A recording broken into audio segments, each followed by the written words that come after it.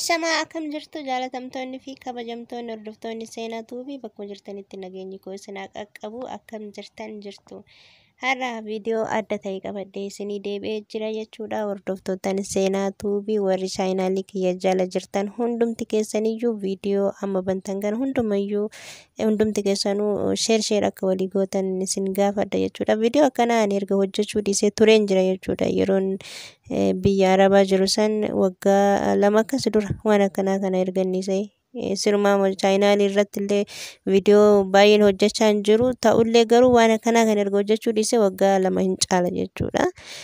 Darbee ijoolleen yuutuub irratti wanta gorsa akkanaa kana uma dabarsanii ijoolleen haa fudhatanillee haa fudhachuullee baatanii haa ta'u malee wanta na dirqamsiisee haadha dhaamsa kana isin biraan gahuu na kakaase waa baay'eetu jira jechuudha. Akka duraan irraa jalqabee haga ammaatti ijoolleen keessattuu ijoolleen shamarran baay'een isaanii shawwadaa irra jiraniin isiniin jedha. Ani sababa malee dhufne wantoota baay'een arge jechuudha. Yeroon biyya arabaa jirutti illee Itoophiyaa keessatti illee galee waa baay'ee arga waan ta'eef kanarraa waan ta'een isinii qooda jechuudha. Hundumti keessanuu viidiyoo tana adaraa waaqayyo sheer walii godhaan isiniin jedha. Maaliif namni shawwadamuun ima jira jechuudha. Hagafanillee gorsanii asiillee gorsan shawwadamuun ni jira. Kanaaf shawwadamuu hin qabdaniin isiniin jedha. Tokkoffaa irratti hiriyaa xiyya takka turte jechuudha. Biyya Dubaay turte. Biyya Dubaay yeroo turtutti waggaa 6 achi hojjette jechuudha. Waggaa 2 dura birree ishee kan waggaa 2 warra irratti ergachaa turte. Sanuu yeroo duraati jechuudha. San booda waggaa 3ffaa yeroo jalqabdutti nama dhiiratiin wal barattee tekstii walii godhanii osuma jedhanuu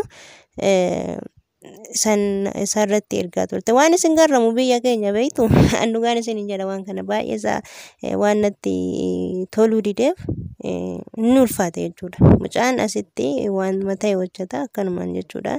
Mana ijaarii midhaan jettee birrii irratti ergite. Innillee baay'ee namni asitti Itoophiyaa keessatti dhiira 3 dhiira 4 ta'anii dubartii takka irratti gifii hojjetan jechuudha. Maaliif hiriyoota kiyyaana wal si barsiisa jedheen mucaanii hiriyoota kiyyaa wal si barsiiseeti. Tokkoffaa waan isin garramu nama guddaa sheeka jechuun beeytanii warra amantaa musliimaa hordoftan sheeka isaan wal barsiisee siruma akka intalloo maan shakkine jechuudha. Ishizim jettee birrii irratti ergitee birrii waggaa 4 jechuun baay'ee guddaadha. Sanuu Dubaay hojjetti. Ergitee mana ijaaree suuqii ijaare midhaan jedhee suuqii gandaa suuqii nama biraa fa'aa kaasee suuraa ergaa fi ture. San booda intalli siruma shakkitu maaliif sababa nama sheekaa sanii wal barsiisee nikaa midhaan naa godhu yeroo ishiin jettutti baasee mijattiin musliimuma jechuudha. Inni ulfaata baay'ee karaa amantii irrattu karaa sheekatti fidee dubbii akkanaa kana hojjechiisu jechuun baay'ee ulfaataadha. Jechuun baay'ee keessa kiyya na cabse waan ta'eef wanta akkanaa kun jechuudha. Kanaaf hundurrayyuu hin jira. Isaan bichaa warra amantaa musliimaa hordofan qofa osoo hin taane warra amantaa kamuu hordofu waan akkanaa kana shawwadamuun ni jira waan ta'eef waan qabatamaan arge waan qabatamaan beekurraa kanan isinitti himu jechuudha. Abbuma feeyyuu ta'e nama beeyta sayin alatti osoo nama biraa amanuu baattanii natti tola jechuudha. Maaliif amma mucaan kun nama 3 wal barsiise 3 keessaa tokko sheeka jechuudha. Akkanatti ishii yeroo as dhumarra jechuudha. Yeroo ishiin nikaa naa godhii jettutti nikaallee anatu warra keessanirraa sirraa ficcisiisa.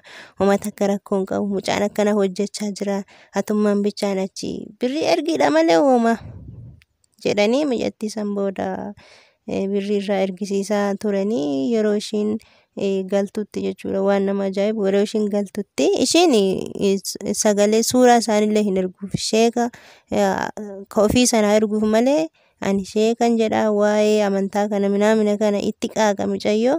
San booda yeroo ishiin galtutti akkasitti ishiin irraa ergaa turte. Yeroo ishiin galtutti Addis Ababaadhaa fuudhuu hin deema jechuudha. Yeroo deemutti ishiin waan ta'e birriillee harkatti ni qabattee mobaayilota warqii ishiin kaayyoo galee bakka mana kiyyatti hin galaa silaa suuqinillee ijaarame jedhe fataa jedhee ofirra jiraadha jettee tumaanii waan ta'een warqii midhaan kanallee bitattee ni galtee mobaayila isaallee kofiillee hiriyootaallee bittee ka waada san hunda guuttee ni galti jechuudha mucayyooni. Yeroo galtutti inni Addis Ababatti gataree dhaqee yeroo fuudhu algaa qabatanii bulan jechuudha. Waan baay'ee nama gaddisiisu waan dhugaan isin jedha. Algaa qabatanii yeroo bulanitti ganama san shaanxaa uffata shaanxaa keessatti qabattu malee wanta ishiin fiddee dhuftu waan boorsaa xiqqaa gatii guddaa akka warqee akka sa'aatii akka moobaayilaa birrii qabdu hunda irraa saamee hin bade jechuudha. Ishee achitti dhiisee ni bade. Intalli yeroo kaatu isa of biraa hin dhabde meeshaa olaaltu meeshaan ishiin jiru uffata ishii malee jechuudha. Ka shaanxaa guddaatti jiru uffata malee wanni tokko wanni ishiin silaa birrii harkaa qabdu maal harkaa qabdu moobaayila ishee homaa wanni ishii irratti dhiisee hin jiru. Kan ammoo ciratee irraa hin bade jechuudha. Mucaanii yeroo kana yoo ishiin silkiin nama biraatiin silkii isaati irratti yaaltu silkiin isaa hin hojjetu. Isiniin jedha warri viidiyoo kana dhagaa jirtan hundumti keessanuu viidiyoo tana sheer godha. Maaliif jechuun waan akkanaa kun baay'eetu haasa'ama. Garuu tanaan dura anillee waggaa lama dura yeroon biyya alaa jiru san isin hojjedha. Maal ijoolleen keessan naangaan akkana taane nama biraatiif gorsa ta'a nu dabarsi waan jedhameef na hojjechaan ture. Booda immoo siruma na jibbisiisan dhiise jechuudha. Bakka gorsumaan baay'ee baga argitanii fi baga gootanii fi jedhee sirumaan na aarsitan dhiise. Kanaaf waan ani isin jechuu barbaadu mucayyoo yeroo sanitti of wallaaltee achitti hin gaggabde jechuudha. Ganaa namni birrii walitti guuree fi fuudhanii makiina keessa godhanii gara biyyaa gadi hin qajeelchanii yeroo biyyatti galteetti jirtutti hagamma mucayyoo sun jechuudha. Waan isin garramu warratti hin himne. Maal jettee warratti himtee hattuun na haatee jettee himte jechuudha. Birriis kana hunda harka qabadhee dhufe maal gootee homaa gochuu hin dandeessu waan ta'eef mucaa hin beektu eessa warra isaa hin beektu sheekota inni jedhee hiriyoota isaa san irratti illee yoo deebistee bilbiltu kan isaanii hundi isaaniitu jechuudha. Silkiin isaanii hin dalagu cufamee jira jechuudha. Kanaaf birri ishiin ittiin ergaa waraqaa hin ittiin ergaa turte sanillee yoo dhayxeetiin harkatti qabattee galte kanaan nan kassasa eessa eenyu beeytee kassaste. Namni baay'ee as keessatti Itoophiyaa keessatti baay'ee rakkisaadha.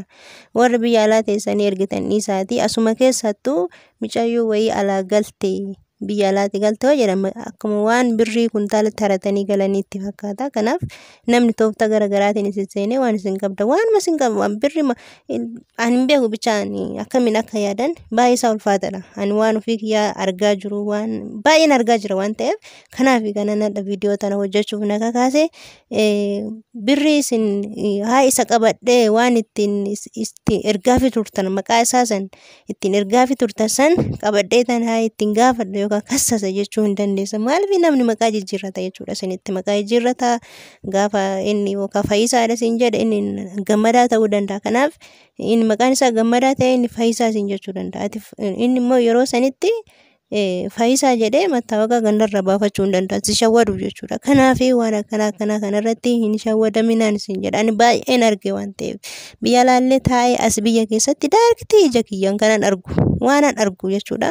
Kanan isinii qoodu obboleeyyan kiyyaa. Kanaaf ijoolleen biyya ormaarra jirtan ta'ee kan biyya keessatti galtanillee haala kanaan hin shawwadaminaan isin jedha. Yeroo ammaa kana keessatti immoo Itoophiyaa keessatti rakkadheen birrii ammatti itti rakkadhaa booda siifan deebisadha. Inni akkasitti walirraa fudhatanii wal dhooggachuun hin jira jechuudha. Keessattuu ijoolleen biyya ormaatti galan baay'ee sitti soqanii baqa namarraan dhugaan isin jedhan baay'ee ulfaatan namarraan soqanii birruma ishiin achitti biyya arabaatti gubattee galtu san harkumaa fudhachuuf saamuuf ijoolleen tokko wal ta'anii nama sadii akkuma isin jedhan nama sadii nama afur ta'anii akkasitti waanuma kan hojii akkanaa hojjetanii jiran Itoophiyaa keessatti dhugaan isin jedha. Waan beekuu qabdan jechuudha. Waan arguuf jechuudha. Keessattuu as magaalaa Roobee kana keessatti nama baay'ee nama akkasii hojii akkasii hojjetu nam hin beekamu. Ani yoo rabbi jedhe of fuuldurallee nama sana suuraa isaanii baasee saaxiluu nan danda'a jechuudha. Irra deddeebi'amee waan argamu waan ta'eef nama akkasii sana nama homaa nan godhu baasee hoona hidhan hin hidhama malee nama tokko irratti nama sadii nama afur irratti mucaan tokkichi bichaan kan irra nyaataa jiru. Waan akkasii san hojjetanii nama biraatti walii galanii hojjetan waan jiruuf yoo hidna hidhan waan akkana kana nama internet irratti baasuun yakka na hidhan malee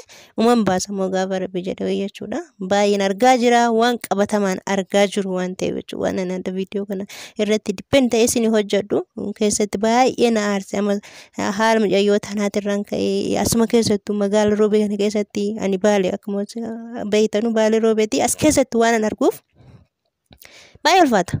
Dubbii sabaati miti isa dhugaan dhibbatti arguu fi dhaga'u jechuudha. Kanaaf ijoolleen biyya ormaa jirtanillee kan galtanii warra keessa waliin jirtanillee nama amanuun baay'ee ulfaatadha.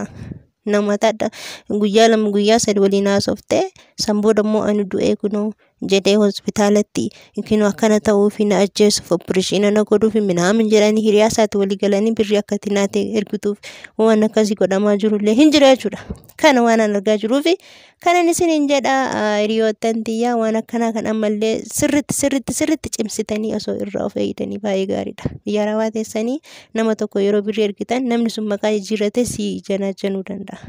Ati immoo biyyatti galtee maqaa saniin nama sana argachuu dandeessu. Waan an argaa jiru jechuudha. Viidiyoo tana daraa keessan sheer godhaa yoo jaallattan immoo laayikii godhaa. Koomentii jalatti illee gaafis yaadas yoo qabaattan immoo naaf sheer godhaan isiniin jedha. Viidiyoo biraatiin walitti deebina agasitti nagaan tura sirritti dhaggeeffadhaatii yaada isiniin jedhi namni akkamitti maqaa jijjiirratee akkasii shawwadu. Fi nama lama nama sadi ta'anii nama hiriyoota ga'anii wal si barsiisan yookaan haadha kiyya siin jedhee nama biraatiin ishiidhaanis walii galee wal si barsiisuu danda'a. Amma biyya ormaatti qofa miti as keessattuu waan silaa hin yaaddamne walirratti hojjechaa jira namni waan ta'eef jechuudha. Waan hin yaaddamne sirma jechuudha. Kanaaf waan nana viidiyoo tan isin hojjedheef irraallee ture isiniin jedhe waan baay'ee keessa kiyyatti na dhagameef isiniin jedha. Hundumti keessanuu ijoolleen biyya alaa irraa galtanis kan achi jirtanillee sirritti nama kamuyyuu amanuu hin qabdaniin isiniin jedha. Garaa ofiitu wallaalafee totti gaddu kan jedhanii kanaaf nama amanuu hin qabdu gonkumaa.